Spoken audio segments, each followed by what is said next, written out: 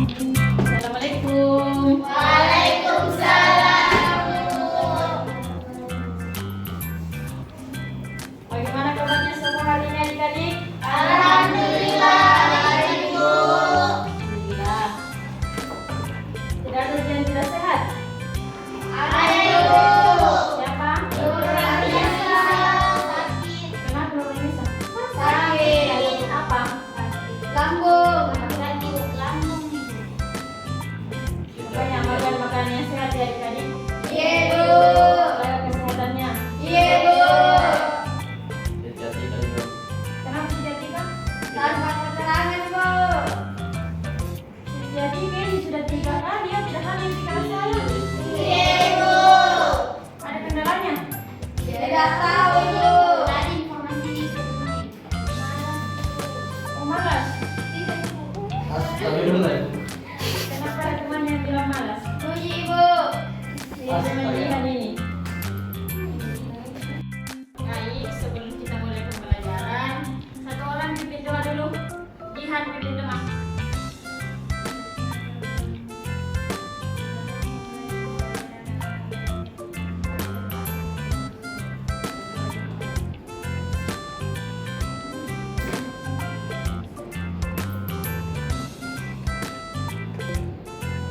Ibu periksa dulu kerapiannya ya.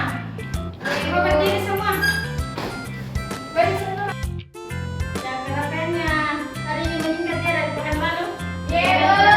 Sudah tidak ada yang pakai sepatu, pakai sandal. Iya Bu.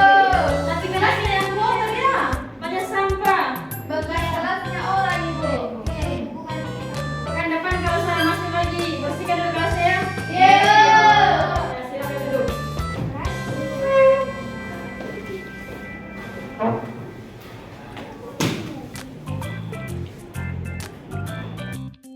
Pekan lalu ibu bilang kalau sebelum masuk materinya ibu harus dipahami dulu materi sebelumnya nah.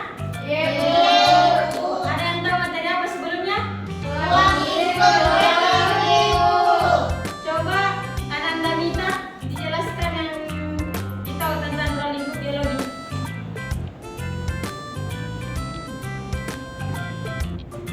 Mita, coba kita jelaskan apa yang ditahu tentang ruang lingkup biologi materi pekan lalu. Jadi ruang yang saya ketahui mengenai biologi yaitu pengertiannya, di mana biologi ini berasal dari dua kata yaitu bios dan logos. Bios ini artinya makhluk hidup dan logos ini artinya ilmu pengetahuan. Jadi biologi adalah ilmu yang mempelajari tentang makhluk hidup dan segala sesuatu yang berkaitan dengan makhluk hidup tersebut.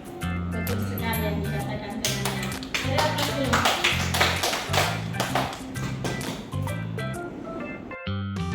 Betul sekali yang dikatakan oleh teman kalian, Mita Rudiana.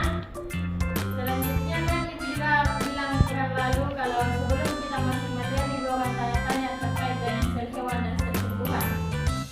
Ada yang bisa sebutkan organ penyusun pada sel? Satu orang. Jangan minta, sudah minta tadi. Lihat apa? Lihat dulu baru Nanda. Di teman pria. Nanda apa? Inti sel, Inti sel. Siapa lagi? Sitoplasma, Sitoplasma. ribosom, Ribosom. Vakuola. badan Golgi, Badan Golgi. Lisosom. Betul ya apa yang dikatakan oleh teman-temannya? Nah,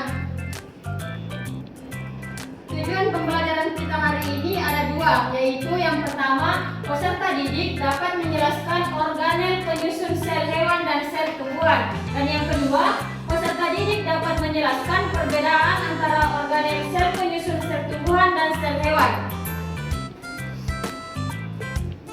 Kan tadi sudah disebutkan beberapa organel penyusun sel tumbuhannya. Ibu, tapi ada yang tahu perbedaan antara sel tumbuhan dan sel hewan? Saya Bu. Apa itu Mita? Kalau sel tumbuhan memiliki dinding sel dan kloroplast, sedangkan pada sel hewan itu tidak memiliki dinding sel tapi hanya memiliki yang dikatakan oleh Mita. Berikan tepuk tangan untuk Mita.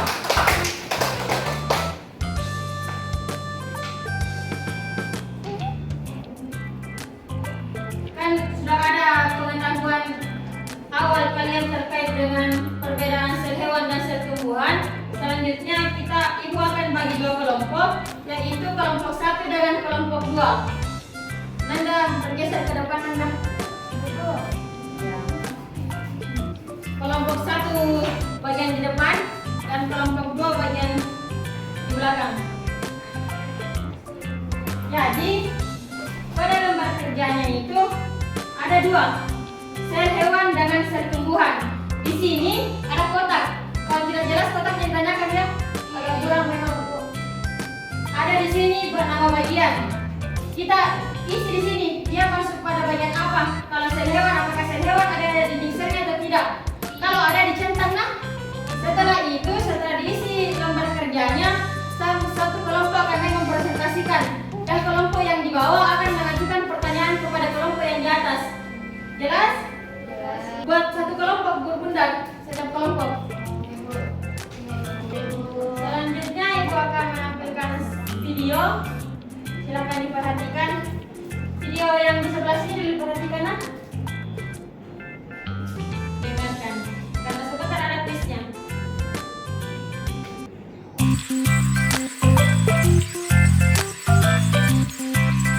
Jelas? Ya, silakan berdiskusi. Buat satu kelompok berbundang setiap kelompok. Jika ada yang tidak jelas, tanyakan sama dia.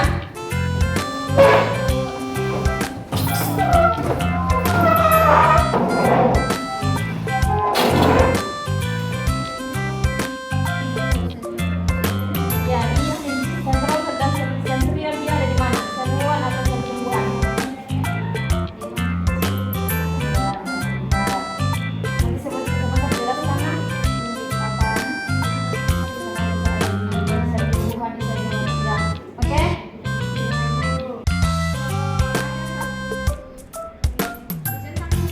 Ya, kalau ada dua-duanya. Ya, dua-duanya kalau ada dua-duanya. Ya, ini kan sudah ada petunjuknya. Nanti sebentar lagi presentasikannya. Bagaimana tugasnya, sudah selesai? Sudah, Ibu. Ya, untuk kelompok pertama yang tampil itu kelompok 2. Semua nanya? Iya, Ibu. Silakan kelompok 2. Kelompok 1 simaknya. Sebentar bertanya, harus ada pertanyaan. Untuk kelompok 1. Untuk kelompok 2.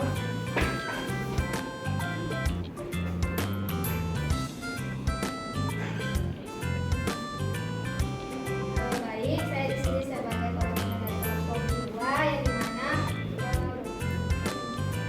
disuruh mengamati gambar pada sel hewan dan sel tumbuhan.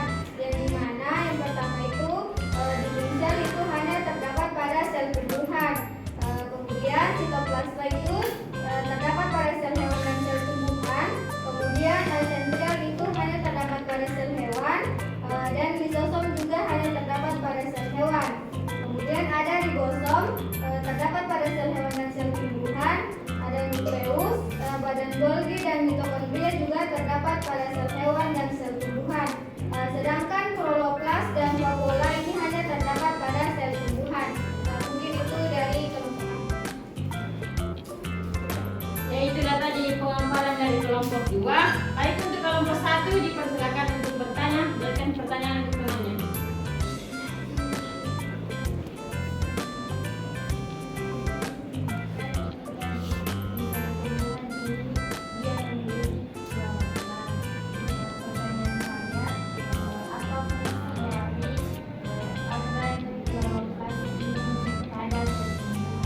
Ya, pertanyaan dari kelompok 1 itu kan di sel tumbuhan ada kloroplas.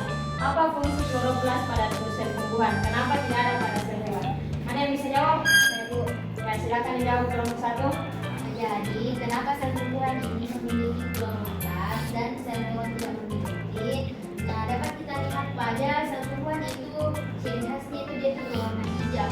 Nah, kloroplas ini ada pada tumbuhan di mana dia itu berfungsi sebagai berfungsi pada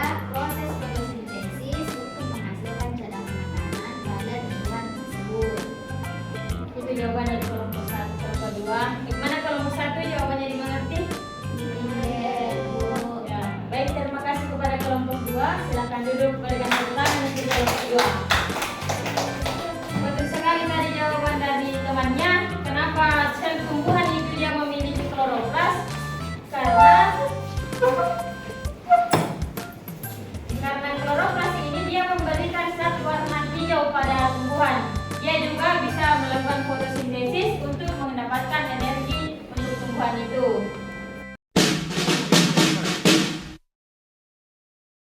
Mungkin adik-adik sudah mengetahuinya. Terkait dengan pada sel tumbuhan itu, perbedaan dari sel tumbuhan dan sel hewan itu ada beberapa. Seperti yang tadi sudah dijelaskan, ada yang tahu pertama? Ya, kloroplas. Kloroplas ini dia hanya terdapat di sel tumbuhan karena dia membantu tumbuhan untuk berfotosintesis untuk mendapatkan ya, kalau sel hewan dia tidak terdapat kloroplas. Jadi perbedaan lainnya itu ada dinding sel. Pada hewan itu dia tidak terdapat dinding sel. Itu kenapa hewan itu dia kulitnya elastis, sama seperti kita tidak punya dinding sel. Sehingga itu yang menjadi perbedaan antara sel hewan dengan sel tumbuhan. Selanjutnya, dinding sel ini dia tersusun dari selulosa. Perbedaan selanjutnya ada vakuola. Vakuola ini ukurannya lebih besar daripada sel hewan. Seperti yang tadi dikatakan oleh kelompok 1, vakuolanya tumbuhan ini lebih besar dibandingkan dengan vakuola pada sel hewan. Vakuola juga ini dia berfungsi untuk menyimpan cadangan makanan. Dia semakin besar vakuola pada tumbuhan, maka akan semakin tua umur tumbuhan tersebut. Selanjutnya ada plastida. Plastida ini dia berfungsi untuk melakukan fotosintesis. Plastida juga ini biasa tidak terdapat pada sel hewan karena yang hanya memiliki plastida itu hanya sel tumbuhan. Selanjutnya sentriol. Sentriol ini hanya terdapat pada sel hewan dan tidak terdapat pada sel tumbuhan. Kenapa? Karena dia berfungsi untuk mengatur pembelahan yang terjadi pada sel hewan. Seperti pemisahan kromosom pada saat dia juga mengatur pemisahan kromosom pada saat terjadinya ini pembelahan. Kan tadi sudah nonton videonya. Disimak baik-baik. Ibu ada kuis untuk kalian.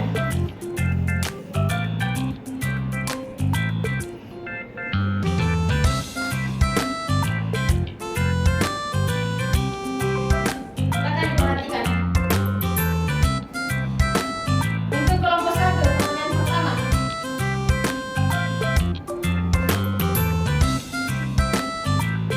Siapakah aku? Aku terbuat dari selulosa. Apa jawaban kelompok 1? Tumbuhan. Kita cek sel tumbuhan. Betul. Ya, pertanyaan kedua untuk kelompok 2. Perbedaan utama antara dinding sel tumbuhan dan sel hewan adalah sel hewan.